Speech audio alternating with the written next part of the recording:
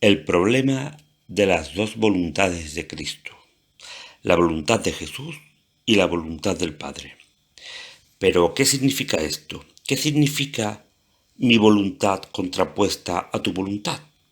¿Quiénes son los que se confrontan? ¿El Padre y el Hijo? ¿O el hombre Jesús y Dios? ¿El Dios Trinitario? En realidad, en ninguna parte de las Escrituras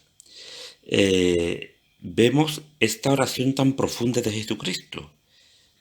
¿Eh? Es importante recordar el concilio de Nicea y el de Calcedonia. Ya el concilio de Nicea, celebrado el año 325, había aclarado el concepto cristiano de Dios. Las tres personas, Padre, Hijo y Espíritu Santo, son uno en la única substancia de Dios. Después, en el concilio de Calcedonia, en el año 451, habían pasado más de 100 años, trató de entender la unión de la divinidad y la humanidad en Jesucristo con la fórmula de que en Él, la única persona del Hijo de Dios, lleva consigo y comprende las dos naturalezas, la humana y la divina, sin confusión ni división.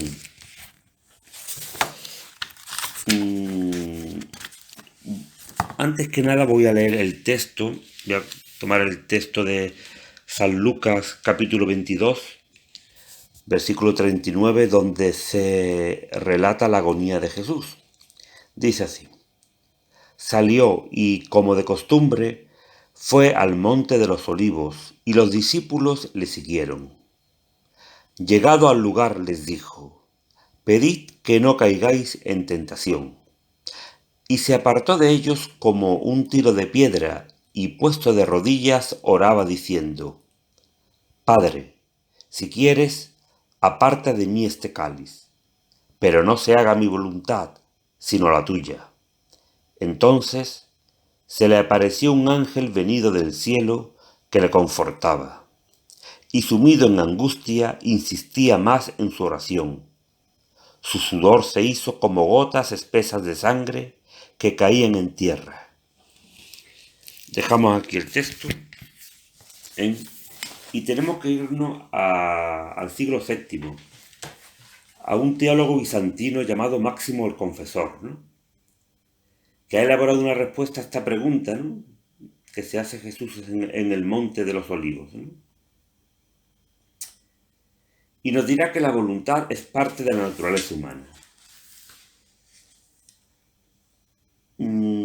Y esto es posible sin destruir el elemento esencial humano, porque partiendo de la creación, la voluntad humana está orientada a la divina. Jesús, al asumir la voluntad divina, la voluntad humana alcanza su cumplimiento y no su destrucción. Máximo dice a este propósito que la voluntad humana, según la creación, tiende a la sinergia, a la cooperación con la voluntad de Dios. Pero a causa del pecado, la sinergia se ha convertido en contraposición. El hombre cuya voluntad se cumple en la adhesión a la voluntad de Dios, siente ahora comprometida su libertad por la voluntad de Dios.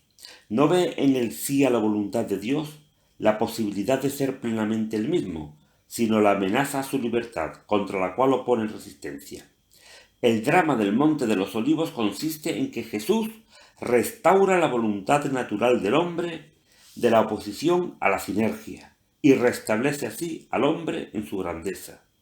En la voluntad natural humana de Jesús está, por decirlo así, toda la resistencia de la naturaleza humana contra Dios. La obstinación de todos nosotros, toda la oposición contra Dios está presente, y Jesús, luchando, arrastra a la naturaleza recalcitrante hacia su verdadera esencia. La transición de la oposición a la comunión de ambas voluntades pasa por la cruz de la obediencia.